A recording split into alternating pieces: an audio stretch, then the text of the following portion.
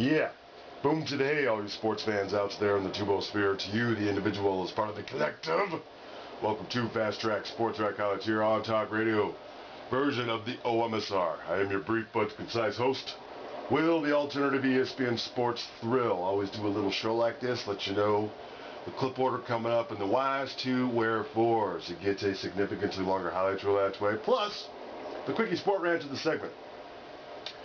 So, talking briefly and concisely about that time of year. This is year 2. The OMSR is taking us on. College football, spring news, and such. Before fall, end of college basketball, start to focus on college football. The Big Two. Big Two focus of the OMSR. Think of this as like ESPN-W.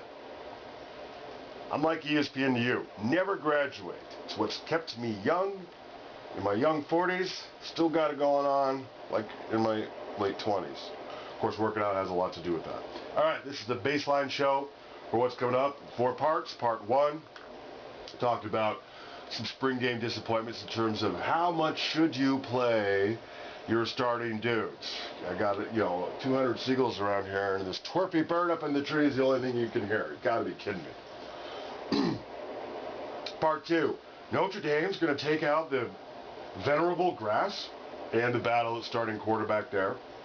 Part 3 is, see, I'm already forgetting a little bit. That's why I do these voiceovers right after what I've taken. Part 3, yo, wake it up. Yes, Jimbo Fisher versus Nick Saban in terms of how long should you keep in your memory what just happened. And there's some statistics to kind of show maybe Nick Saban's, he's always just so damn serious looking, and thus kind of insight to his approach doesn't always work out. In fact, rarely works out in terms of consecutive years. And then part 4, Bo Pelini and the Cornhusker Cat. Now, if you want to go back and see those other parts, you'll know when to fast forward to. Now, the thing about doing spring football news is it's not the OMSR's intent that any of these will be like that popular or go viral. That's just not the goal of the OMSR. It's to bring you some of these interesting tidbits. And from last year, some of them got fairly popular. Whatever happens is whatever happens. But in case you miss some of this stuff going on, you can always come to the OMSR. Between now and the end of August, we're going to spend a lot of time on this. All the video highlights courtesy to ESPN and College Football Live. Everything else to the OMSR. No silly DUIs while you're out there. Where Texas won the national championship. Go for the 2, he's back to pass, he's looking, he lost it to the end zone. It's Benjamin! Florida State! Touchdown! Florida State rules the BCS.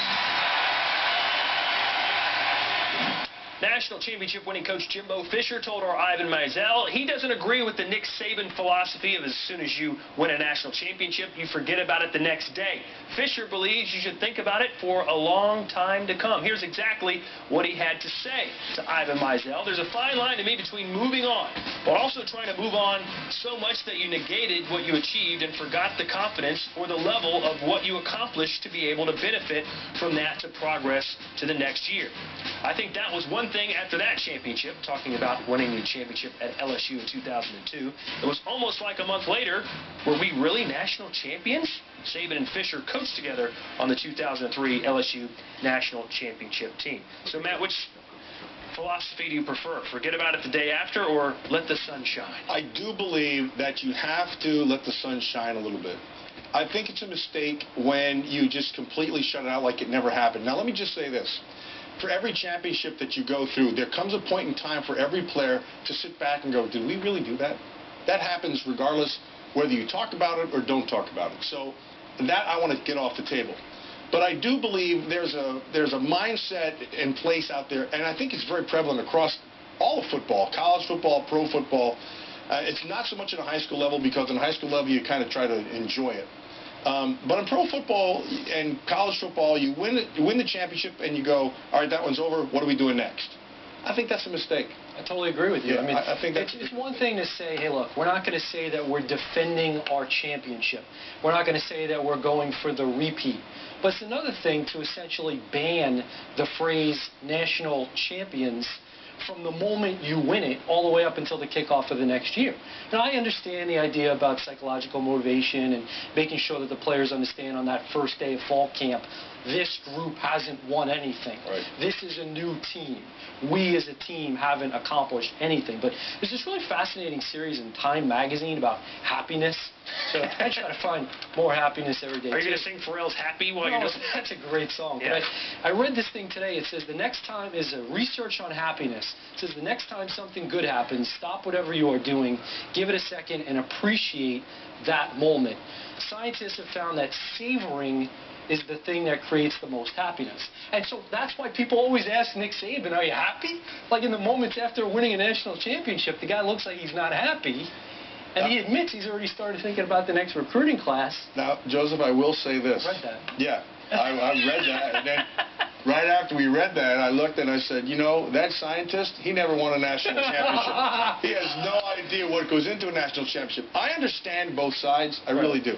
I understand exactly where Nick's coming from. And I will say this. I do believe that as a head coach, you have to have an understanding of where your team is. And some teams, and you know, there are guys who can handle it, there are guys who can't handle it. Sometimes, if you give a little bit too much rope to a guy who can't handle it, it can take the whole group a certain way. So I think it's a safer mentality to be able to say, look, that one's gone, let's move on. And so, having done all that, I still think you have to, at one point, bring everybody together and say, you know what, we did it. You can win a championship with all sorts of different approaches. Now, clearly, Nick Saban's is very good. He's won 4 championships, 3 and 4 years at Alabama. However, Pete Carroll won with a different approach at USC. Sure. Jimbo Fisher, who worked with Saban, he has a different approach. And here's the other thing. Nick Saban, obviously very smart. But in 3 of the 4 years following a national championship, once at LSU and twice at Alabama, those teams lost 2, 3 games. So in 3 of the 4 years, that approach, we don't talk about it, we put our championship rings in a drawer, it didn't work out.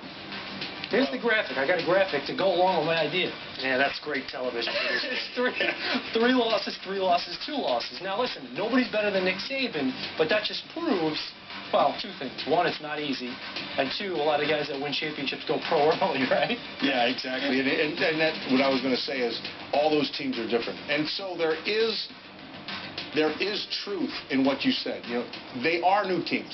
So right now, nobody ever starts where they finished. Ever, ever, ever. Hasn't happened, never will. And so, especially in college football, when you have to reload and get more people in, guys are moving on, especially now with the, the juniors are eligible and they take off. And so you have a lot of holes. But I do believe before you ever get to that, before you ever get to winter workouts and spring practice, there has to come a point in time where you just go, you know what, we did it. Let's enjoy this now. And I think that's not done enough, and I think it should be. I heard you used to slack off after winning those Super Bowls. Is that All true? the time, yeah, every time.